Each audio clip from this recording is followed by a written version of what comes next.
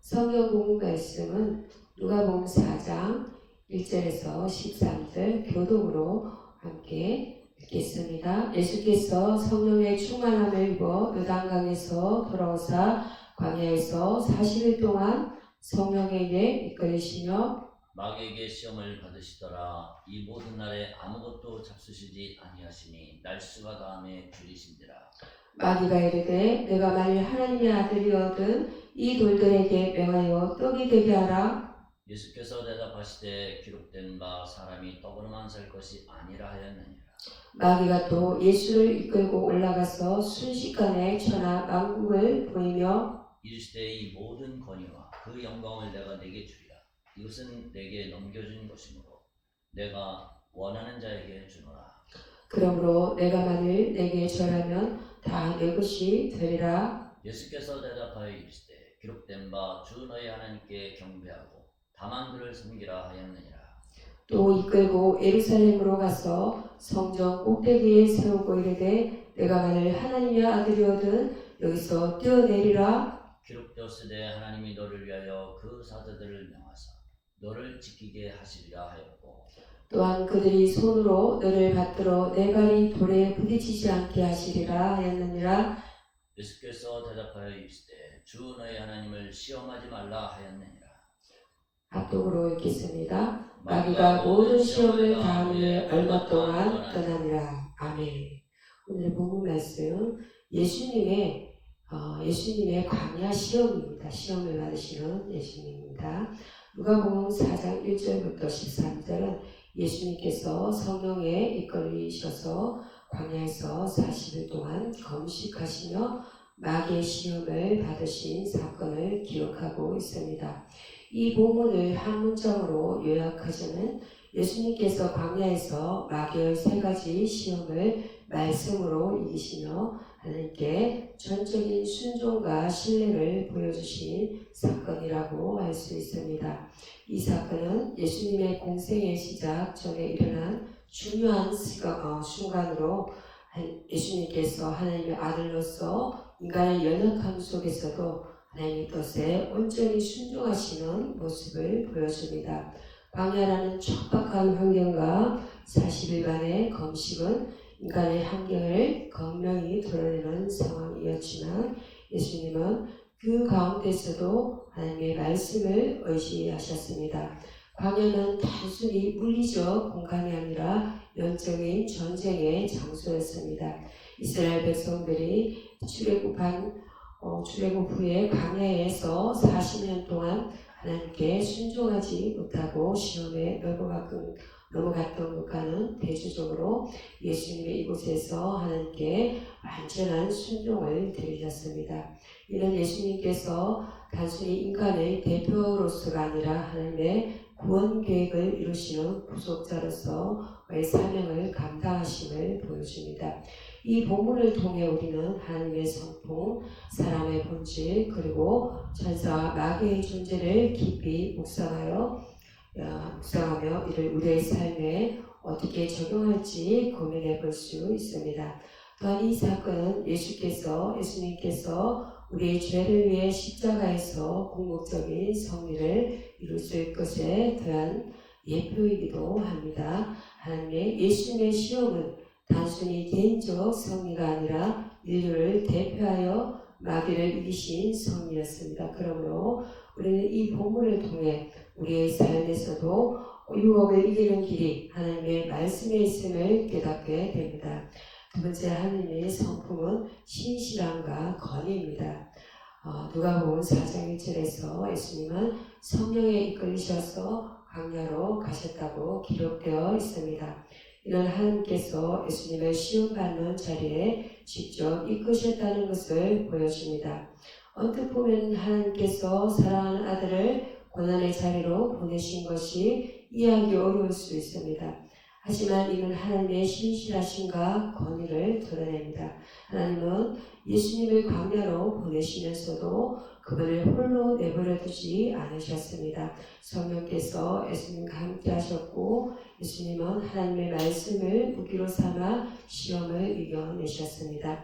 하나님은 우리의 연약함을 아시고 그 가운데서도 우리를 지키시며 인도하시는 분이십니다. 예수님께서 마귀의 유혹에 사람이 떡으로만 사는 것이 아니라 하나님의 입에서 나오는 모든 말씀으로 산다고 하신 말씀은 하나님의 권위가 세상의 어떤 유혹보다 크다는 것을 보여줍니다. 하나님의 신실하심은 단순히 예수님의 삶에서만 드러나는 것이 아니라 우리의 삶에서도 동일하게 적용됩니다. 예를 들어 한 가정이 경제적으로 어려움으로 인해 모든 것이 무너질 것 같은 상황에 처했다고 생각해 봅시다. 그때 그들은 하나님께 기도하며 말씀을 붙잡고 나아갔습니다. 시간이 지나면서 하나님께서 예상치 못한 방법으로 그 가정을 회복시키셨고 그들은 하나님의 신실하심을 경험하게 되었습니다. 이처럼 하나님은 우리의 고난을 아시고 그 가운데서 우리를 지키십니다. 하나님의 권위는 우리가 세상의 유혹에 흔들릴 때마다 우리를 다시금 붙잡아 주십니다. 예수님께서 말씀으로 마귀를 물리치신 것처럼 우리도 하나님의 말씀을 통해 그분의 권위를 삶에서 경험할 수 있습니다. 우리 삶에 적용할 때 우리는 하나님의 신실하심을 믿고 그분의 말씀을 의지하며 살아가야 합니다.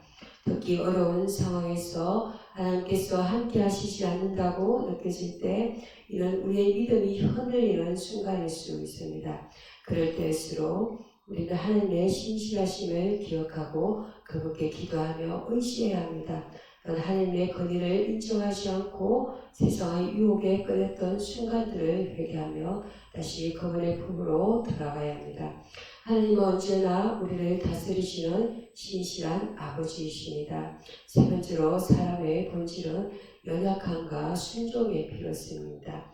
누가복음 4장 2절에서 예수님은 40일 동안 아무것도 잡수시지 않으셨고 그 후에 시장하셨다고 나옵니다.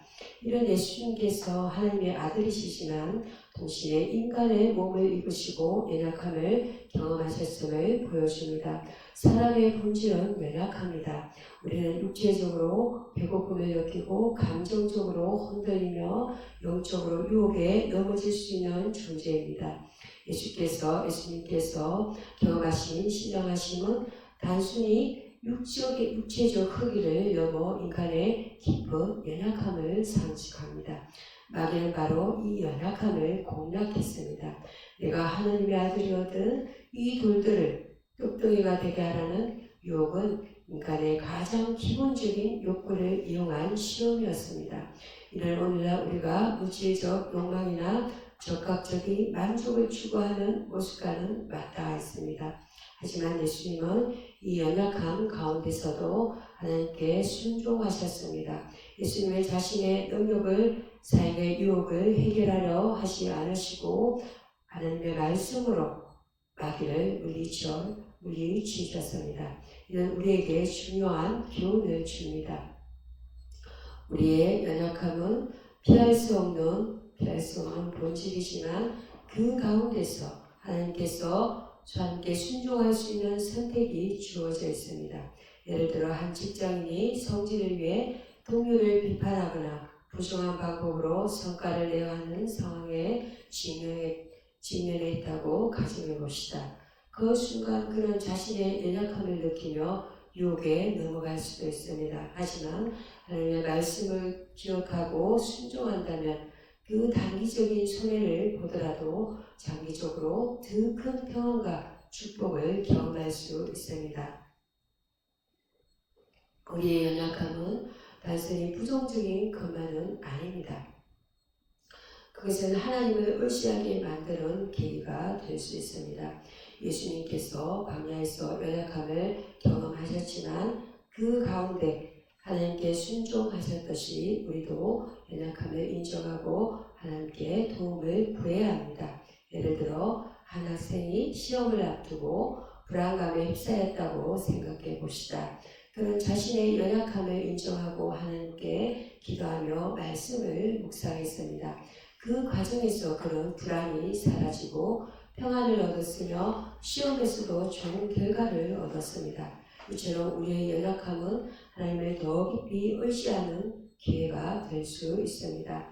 반대로 우리의 연약함을 핑계로 죄를 짓고 하나님의 뜻을 거역했다면 우리는 회개하고 그분께로 돌아가야 합니다. 네 번째, 천사 마귀의 존재에 대해서 영적 전쟁과 하나님의 보호하심입니다. 누가복음 4장에는 천사의 등장으로 직접적으로 언급되지 않지만 마태복음 4장 11절 같은 사건을 다루며 시험이 끝난 후 천사들이 예수님께 나와 수종 들었다고 기록합니다. 이런 천사들이 하나님의 명령 아래에서 믿는 자들을 돕는 존재임을 보여줍니다. 반면 마귀는 이 본문에서 예수님을 시험하는 존재로 등장합니다. 마귀는 예수님께 세 가지 유혹을 제시하며 하나님의 뜻에서 벗어나게 하려 했습니다. 이런 마귀가 우리의 믿음을 흔들고 하나님과의 관계를 끊으려는 영적 적대자임을 드러냅니다. 마귀는 예수님께 물질적 욕망, 권력에 대한 갈망, 그리고 하나님을 시험하는 태도를 유도하려 했습니다. 이는 단순히 당시의 유혹에 그치지 않고 오늘 우리가 직면하는 유혹과도 동일합니다. 예를 들어 현대사회에서 우리는 성공과 물질적 풍요를 쫓다가 하나님을 잊고 살아갈 때가 많습니다. 소설, 미디어를 통해 남들과 비교하며 권력과 인정받고자 하는 욕망에 빠질 때도 있습니다. 또는 하나님을 시험하는 태도는 우리가 기도 후 적극적인 응답을 기대하거나 하나님의 뜻을 따르기보다는 우리의 방식대로 문제를 해결하여 할 때 나타납니다. 마귀는 우리의 약점을 정확히 알고 공략합니다. 하지만 예수님께서 말씀으로 마귀를 이기신 것처럼 우리가 하나님의 말씀을 붙잡고 영적 전쟁에서 승리할 수 있습니다. 예를 들어 한 그리스도인이 직장에서 부당한 대우를 받으며 복수심에 사로잡혔던 순간을 떠올려 봅니다. 그는 마귀의 유혹에 넘어갈 뻔했지만 성경 말씀을 묵상하며 용서와 사랑을 선택했습니다. 그 결과 그는 내면의 평화를 얻었고 주변 사람들에게도 좋은 영향을 미쳤습니다. 또한 천사들이 예수님을 도운 것처럼 하나님께서 우리를 보호하시기 위해 천사들을 보내신다는 사실을 기억해야 합니다. 성경은 천사들이 하나님의 사자들로서 우리를 지키고 돕는 존재임을 여러 차례 언급합니다. 예를 들어 시편 91장 11절은 그가 너를 위하여 그의 천사들을 명령하사 내 모든 길에서 너를 지키게 하시리라고 약속합니다. 이는 우리가 영적 전쟁 가운데 홀로 싸우는 것이 아님을 보여줍니다. 하나님께서는 천사들을 통해 우리를 보호하시고 말씀과 성령을 통해 우리를 인도하십니다. 그러므로 우리는 영적 전쟁의 실제를 인정하고 하나님의 말씀과 기도로 무장해야 합니다. 또한 마귀의 유혹에 넘어갔던 순간들을 회개하며 하나님의 보호하심을 구하는 삶을 살아가야 합니다. 이 본문을 통해 우리는 하나님의 신실하심과 권위를 신뢰하고 우리의 연약함을 인정하며 순종하며 영적 전쟁 가운데 말씀으로 승리하는 삶을 살아갈 수 있음을 깨닫게 됩니다. 믿으시면 아멘 하십시오. 네. 아멘. 감사하신 하나님 아버지, 이 주일을 맞이해서 3월 둘째 주일을 맞이해서 시간 우리가 예배드릴 수 있는 은혜 주신가, 또 우리가 함께 모여서 또 말씀과 교제를 나눌 수 있게 하신 하나님께 감사와 찬양을 올려드립니다. 오늘 모든 일가 중에서 기도의 내용은 모든 일가들 가운데 내 발에 덩이 되어주셔서 시편 119편 105절 말씀, 주의 말씀은 내 발에 덩이요 내 길에 비추니이다 기도하십니다. 나의 발을 견고케 하시는 아버지, 아침 뉴스를 보면 간밤에 알게 모르게 많은 사고가 일어납니다. 아버지, 참 피해가고 싶은 일들이 얼마나 많은지 그럼에도 불구하고 피할 수 없는 인간의 연약함을 주님 앞에 고백합니다. 나의 가는 길을 주님께서 지키시지 아니하시면 순간 무너져 버릴 수 있는 존재임을 고백합니다.